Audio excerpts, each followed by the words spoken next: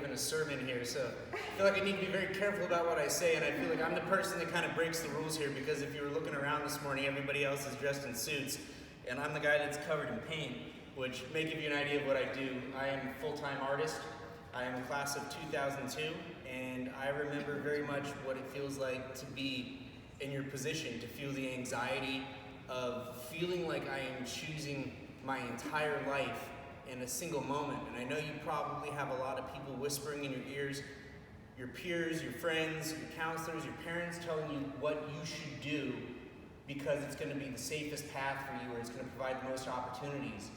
And I'm going to give you some very different advice here today, because I'm going to tell you that the voice that you need to listen to is the voice inside yourself. Because I remember when I was sitting right there that I wanted to be an artist, but everybody told me it wasn't a practical path, that it wasn't going to be possible, that I needed to look into interior design or architecture, that I needed to take another job in order to provide sustainability, to be able to have a life, to be able to have a family. And I listened to an extent, but not completely. I did go into art, so I went to Loyola Marymount, graduated in 2006. I went from being a very mediocre high school student that wasn't sure if I was going to graduate. I was close to homeless at the time that I left, sleeping on the floor of a classmate's house, to graduating magna cum laude, top of my class at Loyola Marymount. I was told that when I went off to college, it was completely on me. I wasn't going to get any help, and I chose a school, private university, that was going to leave me with a bunch of student debt. So I know a lot of you are probably familiar with the idea of student debt. You're familiar with the fact that when you get out of school, you're already going to be starting at this point, unless your parents are going to be paying for your entire school. And if they are, all power to you.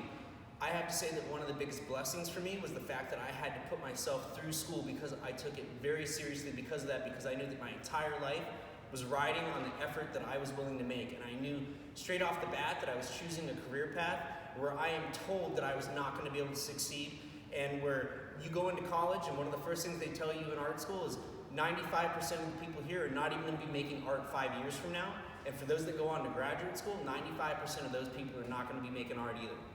So I'm walking into this opportunity that seems like it's destined for failure, but my thought process is, if I'm willing to outlast, if I'm willing to put in the work, the same way I'm big into fitness, and so the same way that I look at putting in the reps, putting in the work on the days that I don't want to do it, getting up, doing the things that I don't want to do, doing the hard stuff first, doing the things that nobody else wants to do. If you're willing to do that stuff and you're willing to do it day in and day out, you can do anything that you want to do.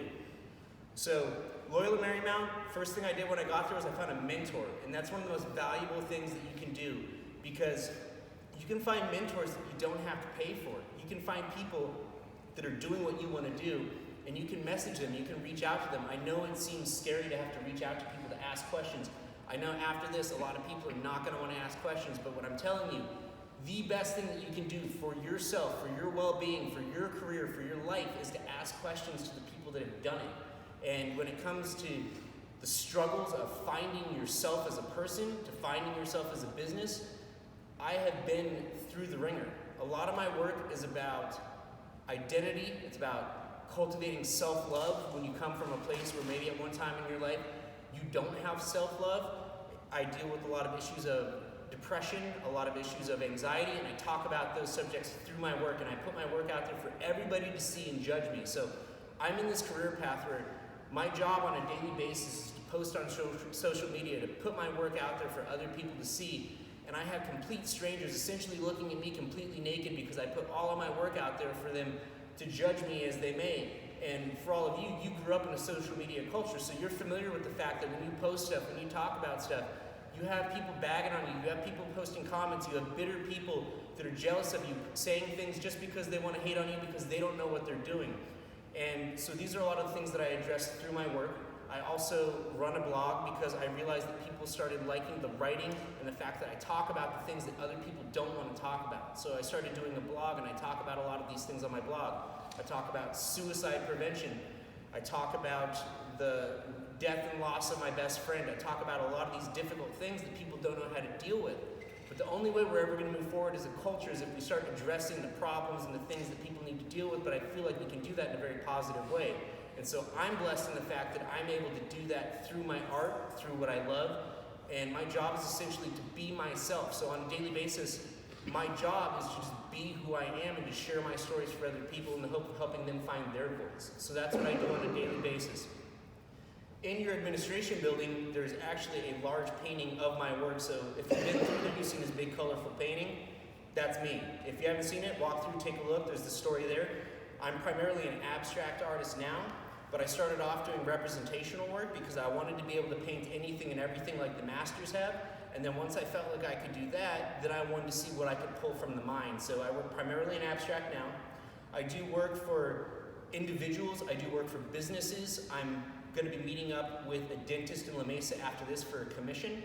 And after coming and lecturing last year and telling everybody else that they should be 100% invested in their dream, because if you really want to succeed, you need to be 100% invested.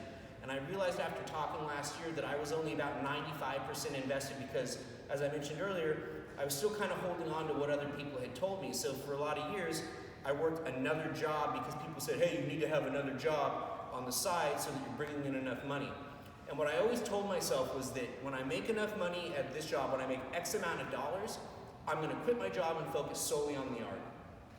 X never came, and X may never come for you. And so at some point I had to look at it and I said, you know what? In theory, I'm getting older. I have more experience. I should be doing better than I've ever been doing. But cost of living is always going to be going up. And at some point, I have to either accept the fact that I am living a mediocre life, half-assed in on my dream, or I have to make the decision to leave. And so last year I made the decision to leave the other job that I was working, be 100% invested in my dream. And when I left, I had very little money in the bank. And part of the reason is why is because that job drained me of everything. I was working at 8:30 to 5:30 on top of working full-time running my own business. I was drained emotionally. I was completely unhappy with everything in life. And so I left and I took a chance because I said, you know what? I would rather fail and die at what I want to do than to half-ass it and live this mediocre life, kind of half in, not really doing it completely. And 8 months later, I'm doing better than I've ever been. And all I do is I paint and I share my stories. So whatever you want to do, most of you here are probably not here to be an artist. Maybe some of you want to be an athlete. Maybe you want to be something else. The message is universal. Be 100% in on your dream, because I can tell you right now that 99% of the people will not be 100% in on their dream. And if you are willing to put in the work that other people are not willing to put in, you can succeed and reach those points that other people can't reach by simply being willing to survive and to put in that work. But if you have any questions about being an artist, or you want to talk to me more about that or any of the other things that I've talked about, I have some stickers that I brought with me. I'm happy to give anybody a sticker that wants one. You can also check out my blog. You can check out my podcast. And if any of you want to follow my work, you're welcome to. I'll be happy to direct you to my page. And if any of you are looking for artwork to maybe bring to you with college or something like that, I'm happy to help you out with that. Or if your parents run a business, the main way that I get business is just by telling people about myself. I spent a lot of years dumping a lot of money into marketing, into PR companies, and what I learned through that experience, and I'm thankful for it, is that the best representative of you is yourself. So it all starts with finding yourself. And so now, the way that I move forward is just by word of mouth. It's by talking to people. It's about putting everything out there and asking for what you want from life. The best way to get what you want from life is to ask people for what you want. If you don't put it out there, if you don't tell people what you want, you may never get it. But if you put it out there, the worst that people can say is no.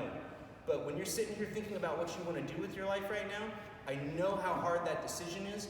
So what I want to tell you to do is you may have to drown out the voices of the people that love you. And I know that you're going to say that that sounds a little weird, but you need to think about what you were born to do, what you were meant to become, and what your calling is. And that's what you need to go after 100%. And anybody that truly loves you, anybody that truly cares about you, is going to support you in going after your calling. Thank you.